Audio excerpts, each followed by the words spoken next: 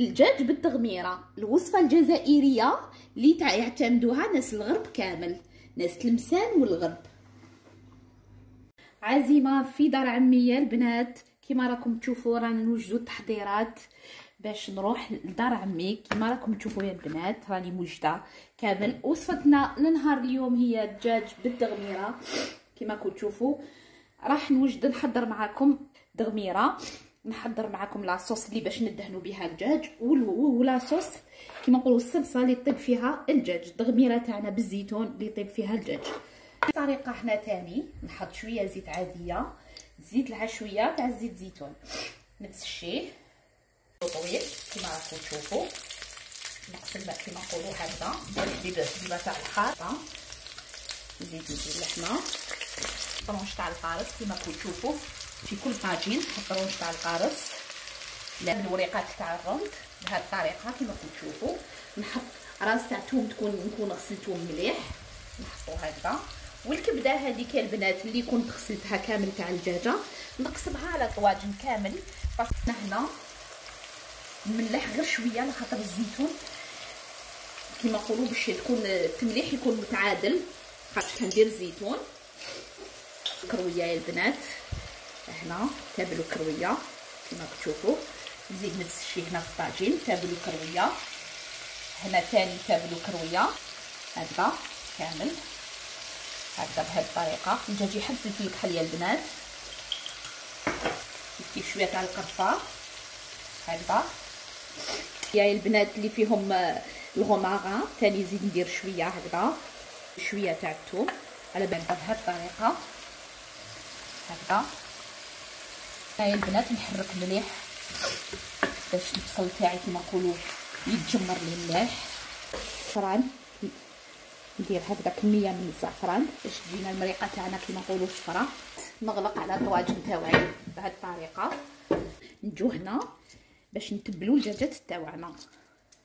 دوكا راح ندير معكم تتبيله مختلفه اللي باش نطيبوها كيما نقولوا في كامل كيما راكم تشوفوا يا البنات. هكذا ندخلوا الثوم مليح هكذا، هايليك مغرفه تاع القرفه هكذا. جيبوا الفلفل الكحل هكذا البنات، الفلفل الكحل مليح كي تكثروا في الدجاج كيما نقولوا يحب الفلفل الكحل. زيتون راح نحطوه معاه هكذا. هنا عندنا شويه توابل تاني، تابل وكرويه هكذا بهذه الطريقه هكذا.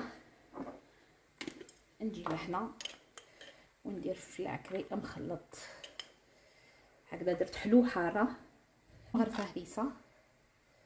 راني مقطعه المعدنوس موجداتو كيما راكم تشوفوا. فيه نضيف شويه تاع الزيت نورمال كيما تشوفوا هكذا.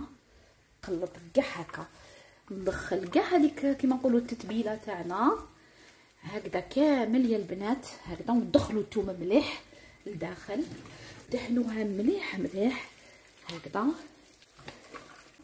ونغطيهم نخليهم في الثلاجه مده ساعه. بعد ما خليت الدجاجات تاوعي يريحوا لي مليح في الثلاجه حتى دخلت لهم الدرسه، نجي هنا بعد ما مرقت كل جويجه نحطها في طاجين بهذه الطريقه. الثانيه هنا بهذه الطريقه في الطاجين. الدجاجه الثالثه البنات اللي عندها 3 طواجن تقدر دير 3 طواجن. راح نزيدي هذاك الطرونش تاع القارص يطيب لنا معاها بهذه الطريقه هكذا الطاجين تاعي، ونخليه على نار قليله هكذا. دوكا هنايا البنات بعد ما طابوا لي في لاصوص كيما راكم تشوفوا درت لهم الزبده وراح ندخلهم للفرن، نشعلهم من الفوق والتحت باش نحمرهم مليح تاعي كيما راكم تشوفوا. بسم الله ما شاء الله الكبده كاع طابت لي بسم الله ما شاء الله. راني نصور معكم كيفاش طاب لي بسم الله ما شاء الله كيما راكم تشوفوا حمر كامل.